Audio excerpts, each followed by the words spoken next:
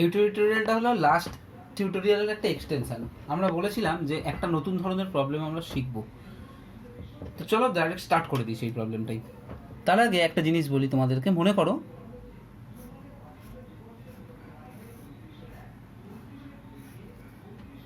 এখানে মনে করো একটা 3 মাইক্রোফ্যারাডের ক্যাপাসিটার আছে, এইখানে মনে করো একটা 6 মাইক্রোফ্যারাডের ক্যাপাসিটার আছে, আর এইখানে আমরা একটা 10 ভোল্টের ব্যাটারি লাগিয়ে রেখেছি। যদি তোমাদেরকে বলি যে এর অ্যাক্রসে কত ভোল্টেজ ড্রপ হবে আর এর অ্যাক্রসে কত ভোল্টেজ ড্রপ হবে, মানে এর অ্যাক্রসে কত ভোল্টেজ থাকবে এর অ্যাক্রসে কত ভোল্টেজ থাকবে, তোমরা কি করে ক্যালকুলেট করবে? ক্যালকুলেট করবার জন্য তোমরা যেটা করতে পারো, যে যেহেতু এই দুটো সিরিজে আছে, সো এখানে যদি প্লাস কিউ হয় এখানে মাইনাস কিউ, আবার এখানে প্লাস কিউ এখানে মাইনাস কিউ, সো এদের যেহেতু চার্জটা সেম, তাহলে এই যে ফর্মুলাটা থেকে C equal to Q by V, এখান থেকে আমরা বলতে পারবো C proportional to 1 by V, or C1 by C2 is equal to V2 by V1 is equal to তোমার হলো 3/6 ইজ ইকুয়াল টু হাফ। এটা আমরা বলতে পারবো। এখান থেকে যদি আমাদেরকে V1 V2 ভ্যালু বার করতে বলে, তাহলে V1 ইজ ইকুয়াল টু হবে 1/2 প্লাস 1 ইন্টু 10, আর V2 ইকুয়াল টু হবে দেখো 1/2 প্লাস 1 ইন্টু 10, সরি এটা হবে 2, এখানে 2 আছে বলে 2/2 প্লাস 1 ইন্টু 10, আর এটা হচ্ছে 1/, এটা যেহেতু 1 আছে তাহলে 1/2 plus 1 into 10 is equal two, এটা তোমার হয়ে যাবে, এটা তাহলে আমার হয়ে যাচ্ছে 20/3, এটা আমার হয়ে যাচ্ছে 10/3। এরকম একটা জিনিস আগের দিনও করিয়েছিলাম, বুঝতেই পারছো যে তাহলে আমার কি হলো, V1 মানে এর অ্যাক্রসে ভোল্টেজটা হয়ে গেল 20/3, আর এর অ্যাক্রসে ভোল্টেজটা হয়ে গেল 10/3। আচ্ছা, যদি এই রকম না থেকে, এখানে 3 ভোল্ট আর 6 ভোল্ট না থেকে, এই 6 মাইক্রোফ্যারাড না থেকে যদি এই রকম থাকতো যে এইখানটায় ধরো তোমার 6 মাইক্রোফ্যারাড, এইখানটাতে 12 মাইক্রোফ্যারাড বলে যদি এখানে 10 ভোল্ট দিতাম, তাহলেও হিসাব করলে দেখবে এর অ্যাক্রসেরটাকে যদি V1 বলতাম, এর অ্যাক্রসেরটাকে V2 বলতাম, তাহলে ওই C1 by C2 is equal to V2 by V1 is equal to যেহেতু হাফ হতো, সো আমরা দেখতাম এক্ষেত্রেও এই ভোল্টেজের যে ভ্যালুগুলো এর অ্যাক্রসে 20/3, এর অ্যাক্রসে 10/3 হতো। তাহলে এর থেকে আমরা কি বুঝলাম? এর থেকে আমরা বুঝলাম যে যদি ক্যাপাসিটেন্সের রেশিওগুলো সেম থাকে, তাহলে যদি আমরা সেম ভোল্টেজ দিয়ে রাখি, তাহলে তাদের প্রত্যেকটার অ্যাক্রসে একই ভোল্টেজ ড্রপ করবে। তাহলে এইবারে আমরা আর একটুখানি ডিটেলসে যাই। ধরো আমি এরকম করলাম এইবারে সার্কিটটাকে, এখানটাতে 3 মাইক্রোফ্যারাড, এখানটাতে 6 মাইক্রোফ্যারাড, আর এইখানটাতে 6 মাইক্রোফ্যারাড, আর এইখানটাতে 12 মাইক্রোফ্যারাড, এটা যদি রাখি,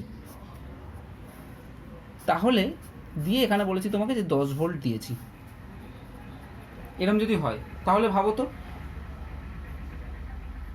এর অ্যাক্রসে কত ভোল্টেজ থাকবে? এর অ্যাক্রসে থাকবে সেই একই ব্যাপার 20/3, আর তাহলে এর অ্যাক্রসে কতটা থাকবে?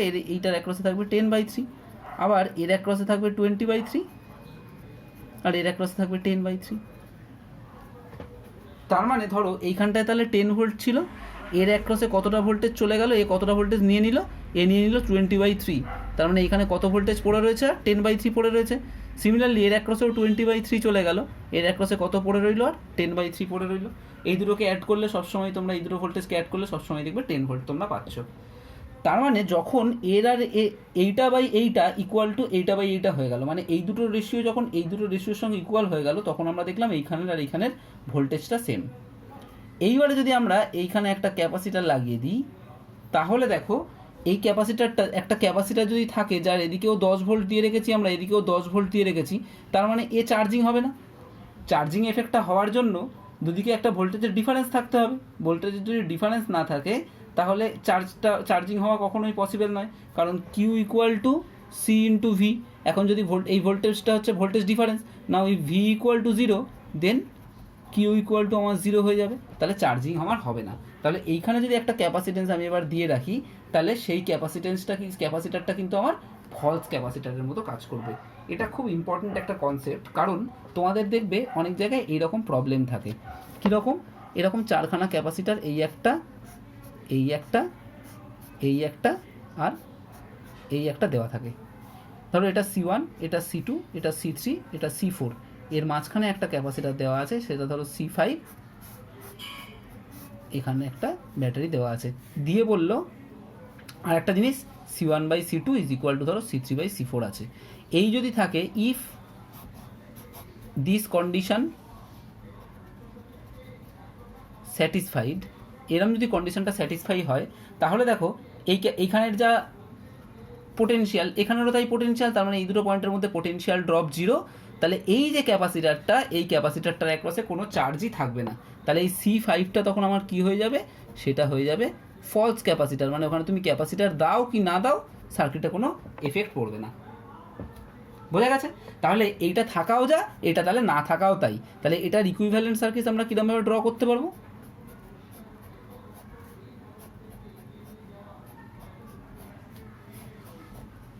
এরকমভাবে ড্র করতে পারবো, C1, C2, C3, C4। এরপরে জাস্ট কী হবে, এই C1, C3 সিরিজ করবে, C3, C4 সিরিজ করবে, তারপরে এই দুটোকে ধরে প্যারালাল করে দেবে, তাহলে আমরা ইকুইভ্যালেন্ট ক্যাপাসিটেন্সটা পেয়ে যাব। তাহলে এইরকমভাবে ইকুইভ্যালেন্ট ক্যাপাসিটেন্স কিন্তু বার করা যায়। আমরা যখন রেজিস্ট্রেড সার্কিট পড়বো, মানে যখন কারেন্ট ইলেকট্রিসিটি পড়বো, তখন এইরকম ধরনের সার্কিটের আমরা আরও ডিটেলসে পড়বো। এখন জাস্ট এই জিনিসটা মনে রাখো। বলে একটা প্রবলেম আমার কাছে আছে, সেই প্রবলেমটা তোমাদেরকে দেখাই। বলেছে একটা প্রবলেমে এইরকমই ঠিক প্রবলেমটা দিয়েছে, দিয়ে এইখানে এটা বলে দিয়েছে, ব্যাটারিটা বলে দিয়েছে 100 ভোল্ট, C1 ইকুয়াল টু দিয়ে দিয়েছে 10 মাইক্রোফ্যারাড, C2 ইকুয়াল টু দিয়ে দিয়েছে 10 মাইক্রোফ্যারাড, C3 ইকুয়াল টু দিয়ে দিয়েছে 10 মাইক্রোফ্যারাড, আর এটা ইকুয়াল টু দিয়ে দিয়েছে 10 মাইক্রোফ্যারাড। এরকম দিয়ে দিয়েছে। দিয়ে এবারে বলেছে যে এই পয়েন্ট আর এই পয়েন্টের মধ্যে ইকুইভ্যালেন্ট ক্যাপাসিটেন্স বার করতে। তাহলে প্রথমেই আমরা এই ছবিটা থেকে বুঝতে পারছি, দেখো এই ডায়াগ্রাম থেকে C1/C2 ইকুয়াল টু C3/C4 আছে, আর এখানে C5 এর একটা ভ্যালু আছে 10 মাইক্রোফ্যারাড। তাহলে as C1/C2 equal to C3/C4, so C5 হচ্ছে ফলস। তাহলে এটার ইকুইভ্যালেন্ট সার্কিটটা কীরকম হয়ে যাবে? এটার ইকুইভ্যালেন্টটা হয়ে যাবে দেখো ঠিক 10 মাইক্রোফ্যারাড, 10 মাইক্রোফ্যারাড, 10 মাইক্রোফ্যারাড, 10 মাইক্রোফ্যারাড। এই দুটোর মধ্যে আমাকে ইকুইভ্যালেন্ট ক্যাপাসিটেন্সটা বার করতে বলেছে।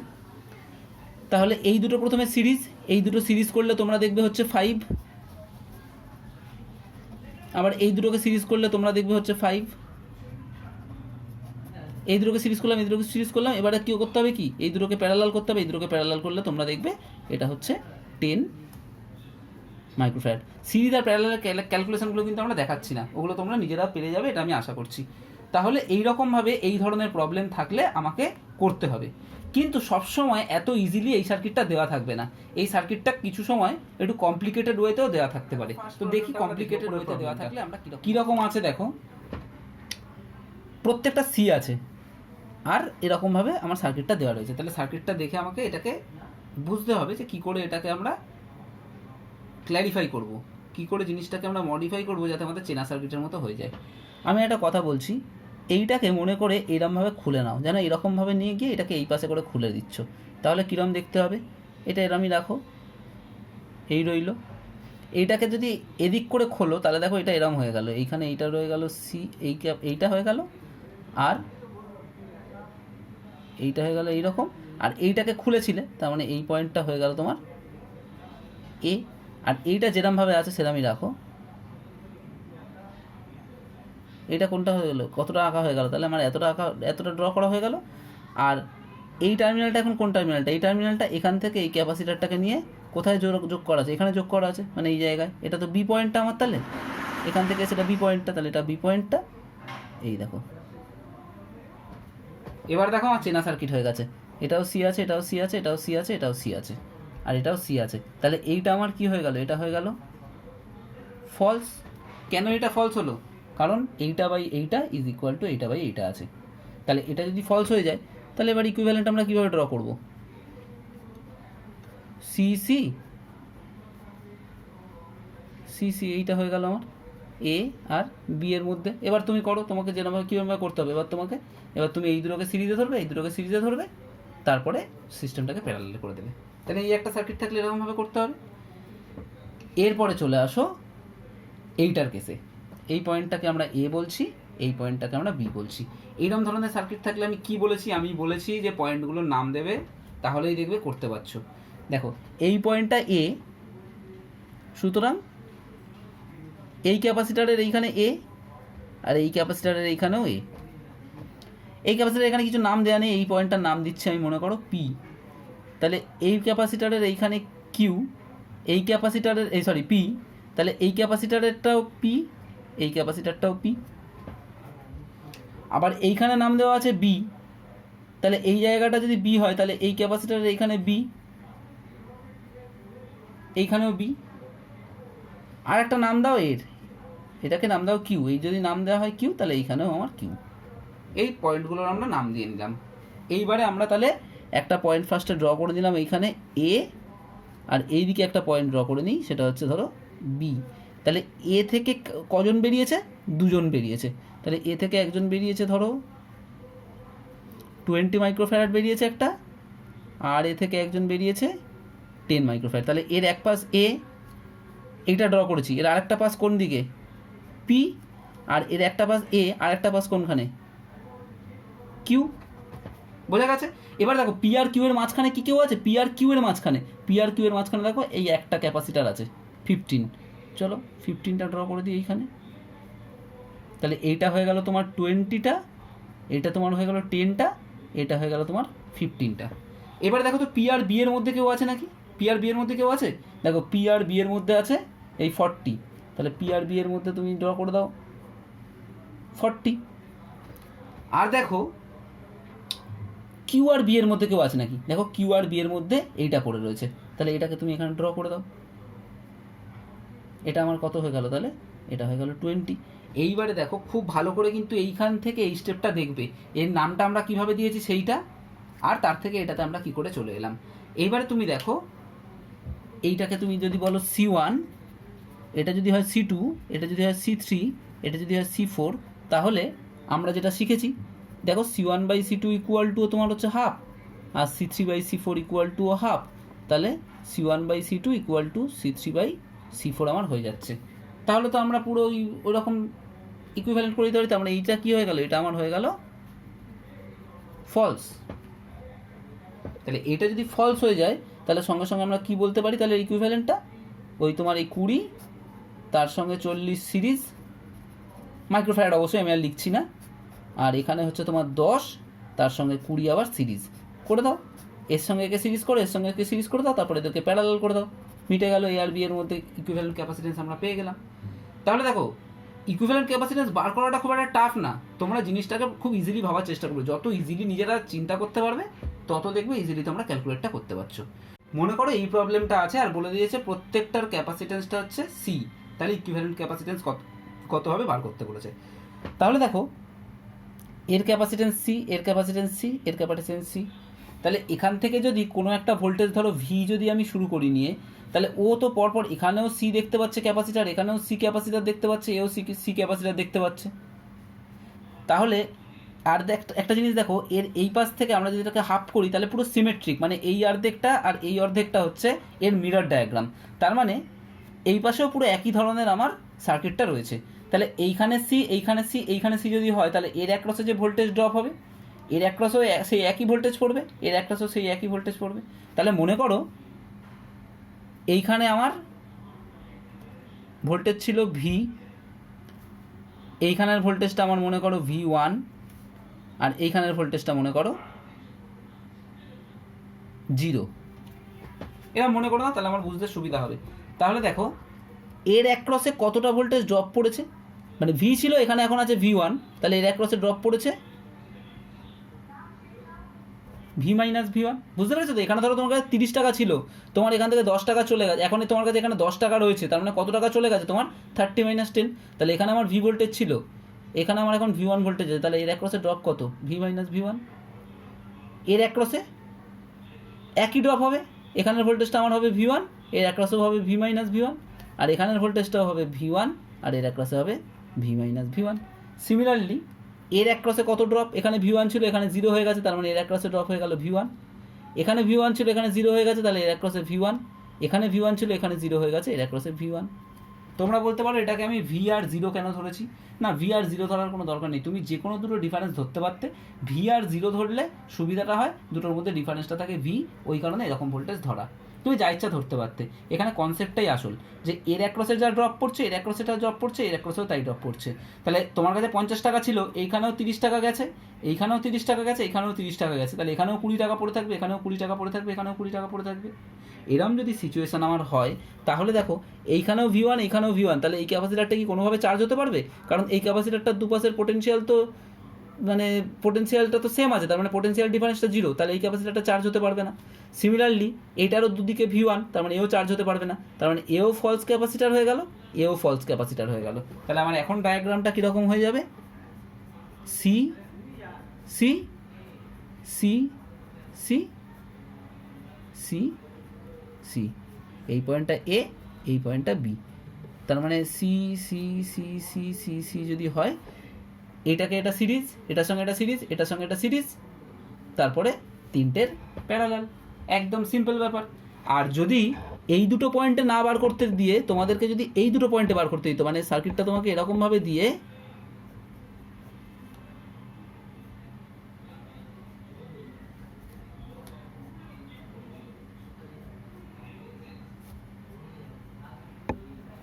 যদি এই দুটো পয়েন্টের মধ্যে বার করতে দিত, তখন কোন দুটো ফলস হয়ে যেত? তখন দেখো এর অ্যাক্রসে সেম ড্রপ পড়তো, এর অ্যাক্রসে সেম ড্রপ পড়তো, এর অ্যাক্রসে সেম ড্রপ পড়তো, মানে এখানের ভোল্টেজটা আর এখানের ভোল্টেজটা সেম হয়ে যেত, তখন তোমার এইটা আর এইটা ফলস হয়ে যেত, আলটিমেট ব্যাপারটা আমার একই থাকছে। তাহলে এই রকম ধরনের এই রকম টাইপের প্রবলেম থাকলেও আশা করছি তোমরা এবার থেকে আর ঘাবড়ে যাবে না, কারণ এই রকম ধরনের সার্কিট দেখলেই না তোমাদের মধ্যে একটা মনে হয় খুব কমপ্লিকেটেড সার্কিট, তোমরা ভয় পেয়ে যাও। তো সার্কিট দেখলে ভয় পেলে চলবে না, তোমাদের বুঝতে হবে যে তোমরা যা পড়েছো তার মধ্যে থেকেই এসছে, জিনিসটা একটু ঘুরিয়ে দিয়েছে, তোমরা সার্কিটটা তোমরা ভিতর থেকে বুঝেছো নাকি সেই জিনিসটা তোমাদেরকে জানানোর জন্য এইরকম ধরনের প্রবলেম মাঝে মাঝে দেয়। আচ্ছা, আর একটা প্রবলেম দেয় অনেক সময়, ইকুইভ্যালেন্ট ক্যাপাসিটেন্স তো আমরা বার করতে শিখছি বারবার, আর একটা প্রবলেম দেয় অনেক সময়, সেটা হচ্ছে তোমাদের ইকুইভ্যালেন্ট কে বার করতে দেওয়া, মানে ডাইইলেকট্রিক কনস্ট্যান্ট বার করতে দেওয়া। এটা আমি করে দেবো না, আমি তোমাদেরকে দেখিয়ে দিচ্ছি, তোমরা নিজেরা করবে। মনে করো এরকম আছে, এরকম একটা ক্যাপাসিটার, মানে এই প্লেটটার এটা হচ্ছে ডি, এখানে K1 আছে, এখানে K2 আছে, তোমায় বললো এই দুটো পয়েন্টের মধ্যে ইকুইভ্যালেন্ট ক্যাপাসিটেন্স বার করতে, তো তোমরা তো পারলে। আচ্ছা, এইটা হচ্ছে এর এরিয়াটা A/2, এর এরিয়াটা A/2, তাহলে তোমাদেরকে যদি ইকুইভ্যালেন্ট ক্যাপাসিটেন্স বার করতে বলা হয়, এরা দুজন কিসে আছে বলো তো? এরা দুজন প্যারালালে আছে, তাহলে ইকুইভ্যালেন্ট ক্যাপাসিটেন্স বার করতে বললে তোমরা খুব ইজিলি বার করতে পারবে। এইটার ফার্স্ট ক্যাপাসিটারের ক্যাপাসিটেন্স অফ ফার্স্ট ক্যাপাসিটার কত হবে? K1 epsilon not A/2/D is equal to K1 epsilon not A/2D। আর সেকেন্ড ক্যাপাসিটারটা বার করতে বললে ক্যাপাসিটেন্স অফ সেকেন্ড ক্যাপাসিটার, এইটা তাহলে কত হবে? এইটা হবে দেখো K2 এপসাইলন নট A/2D। এই হয়ে গেল, ক্লিয়ার তো? এই আমাদের হয়ে গেল এই ক্যাপাসিটেন্সটা। এইবারে যদি তোমাদেরকে বলে যে ইকুইভ্যালেন্ট ক্যাপাসিটেন্স কত হবে, তাহলে এরা দুজন কিসে আছে? এরা দুজন প্যারালালে আছে, তার মানে জাস্ট অ্যাড করে দিতে হবে। তাহলে C is equal to C1 plus C2 is equal to K1 epsilon not A/2D plus K2 epsilon not A/2D is equal to, তাহলে কী হয়ে যাবে তোমার? K1 plus K2 epsilon not A/2D, এটা এখানে লিখলাম। এটা হয়ে গেল তোমাদের ইকুইভ্যালেন্ট ক্যাপাসিটেন্স। আচ্ছা, এবারে বলছে এই যে দুটোর জায়গায় যদি আমরা একটা ডাইইলেকট্রিক রাখতাম, এই দুটোর জায়গায় কি ডাইইলেকট্রিক রাখলে তবে সেটা ইকুইভ্যালেন্ট হতো? তাহলে আমরা হচ্ছে এই K1 K2 জায়গায় আমরা যদি K রাখতাম, তাহলে মাঝখানে K, তাহলে এই এরিয়াটা A তখন, আর এই ডিস্টেন্সটা কত হয়ে যেত? D, তাহলে এর ক্যাপাসিটেন্সটা কত হতো? C ইকুয়াল টু দেখো K এপসাইলন নট A/D। তাহলে এইবারে যদি আমাকে বলে ইকুইভ্যালেন্ট ক্যাপাসিটেন্সটা কত হবে বার করতে, তখন আমরা কি করব?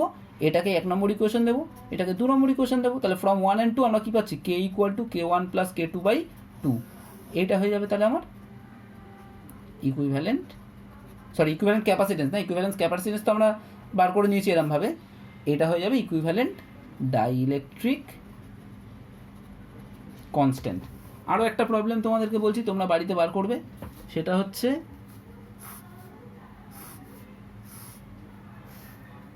K1 K2 K3 A/2 A/2, এটা হচ্ছে তোমার D, আর এখান থেকে এইটুকুটা হচ্ছে D/2। এটা বাড়িতে নিজেরা করবে। এইটা যদি বাড়িতে নিজেরা করে আমাকে অ্যান্সারটা বলবে কীরকম হলো। আর একটা বলে দিচ্ছি, আরেকটা প্রবলেম বাড়িতে করার জন্য দিচ্ছি, এগুলো হচ্ছে সব হোমওয়ার্ক দিলাম। তাহলে বার করতে পারবে তো, এটার ইকুইভ্যালেন্ট ক্যাপাসিটেন্স বার করা শিখিয়েছি। তার জায়গায় একটা কে ধরে নেবে, তার ক্ষেত্রে ওই সেই কে এপসাইলন নট A/D হবে, তারপর ওই কে এর সঙ্গে ওই ইকুয়েশনটার কেটাকে কম্পেয়ার করবে। দেখো এইখানে আমরা কম্পেয়ার এই কারণেই করতে পারলাম যে এখানেও এপসাইলন নট A/D এরকম টার্মে এসছে, এখানেও এপসাইলন নট A/D এরকম টার্মে এসছে, ওই জন্য এইটার এটা কম্পেয়ার করে এটা ইকুয়াল টু এটা পেয়েছি। সিমিলারলি তোমরাও করবে, বাড়িতে করলে অবশ্যই পারবে। এইটা তো পুরো করানোই আছে, এটা আমি এই প্রবলেমটা করিয়ে দিয়েছিলাম, দেখবে সেইখান থেকে তোমরা জাস্ট ওই D1 আর D2 জায়গায় D/2 করে বসালেই দেখবে তোমরা একটা ক্যাপাসিটেন্স পাচ্ছ, সেটাকে এই ইকুয়েশনটার সঙ্গে, এরকম ধরনের ইকুয়েশনটার সঙ্গে কম্পেয়ার করবে, করলেই কেটা পেয়ে যাবে। আর একটা হচ্ছে এরকম করবে,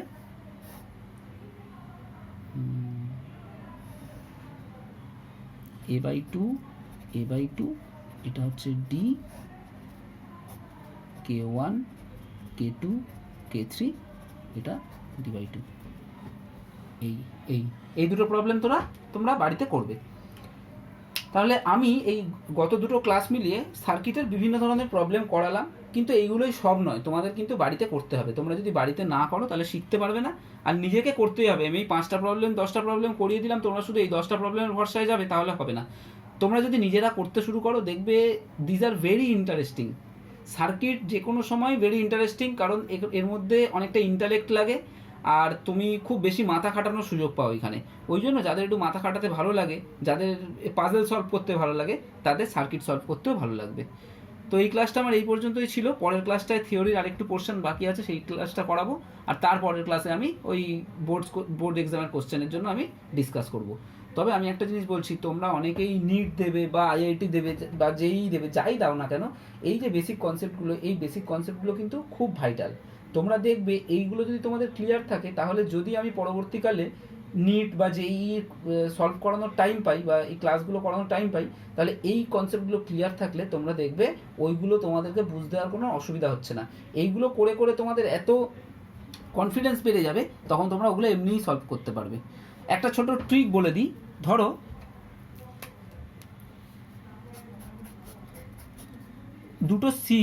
দুটো সি ক্যাপাসিটার প্যারালালে আছে, এই সিরিজে আছে, তাহলে তাদের ইকুইভ্যালেন্ট ক্যাপাসিটেন্সটা হবে C/2।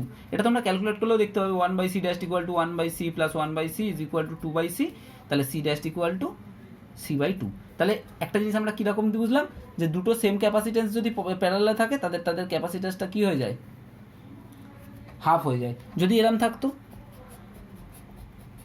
C তাহলে এটা হয়ে যেত C/3। তার মানে যদি 1 মাইক্রোফ্যারাড হয়ে যায়, তাহলে এই তিনটেকে ইকুইভ্যালেন্ট করলে 1/3 মাইক্রোফ্যারাড এটা হয়ে যায়। আর একটা থিওরি তোমাদের নিজেদেরকে আমি একটুখানি করতে বলছি, এই কোশ্চেনটা তোমরা একটু নিজেরা করবে তো বাড়িতে। Prove that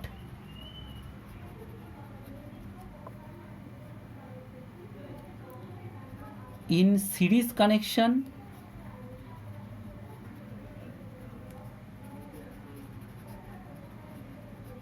of capacitors, the equivalent capacitance is smaller than any of the individual capacitance।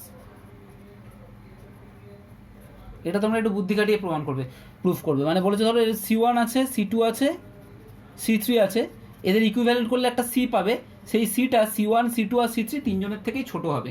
এটা প্রুফ করে দেখাতে বলেছি। এই প্রুফটা এটাও তোমাদের হোমওয়ার্ক রইল, হোপফুলি তোমরা বাড়িতে ট্রাই করবে। সো আজকের জন্য এইটুকুই। তোমাদের যদি ক্লাসগুলো ভালো লেগে থাকে তাহলে চ্যানেলটা সাবস্ক্রাইব করো, আর একটু বন্ধুদের সঙ্গেও শেয়ার করো। তোমাদের বন্ধুরাও যারা এখন লকডাউনে আটকে পড়েছে, পড়াশোনা করতে পারছে না, তো তাদের ক্ষেত্রেও আশা করছি হেল্প হবে। আর যদি কোথাও প্রবলেম থাকে তাহলে আমাকে কমেন্টে জিজ্ঞেস করো, আর ভালো লাগলে লাইক করো। That's all. Thank you for watching.